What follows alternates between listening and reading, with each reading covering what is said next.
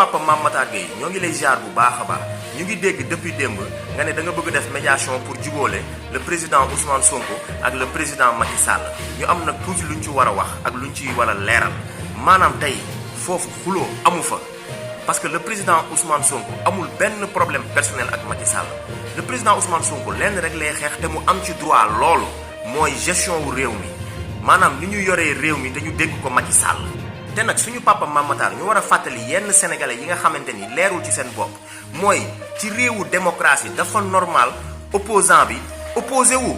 ni le président Macky Sall amee droit di doxal ci li ñu ko dénk ci réew mi noonu le président Ousmane Sonko di opposant war a di wax xalaatam wala di wax gis-gisam ci ni ñu yoree réew mi kon kay loolu médiation ak jibóole amu fa yoon ndax lépp lu la loi permettre yaakaar naa yoon la li ñu war a wax kañ mooy ñoom ñi yor nguur gi jàpp ci nguur gi mooy ci yaakaar ni waruñ cee jógee jàppee Ousmane Sonko noonu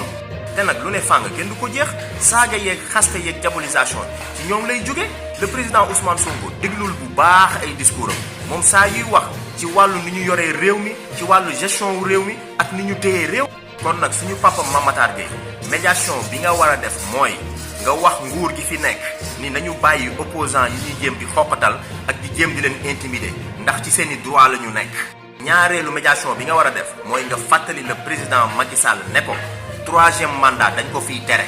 te nga fàttali ko ni moom moo taxawoon ne nul ne peut faire 2 mandats consécutifs teg si mu ne bu defee premier mandat bu ñu ko falaatee 2019 su boobaa moom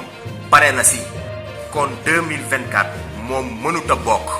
kon liy médiation bi mooy nga ne ko 2024 na organiser ay élections yu leer naññ te transparent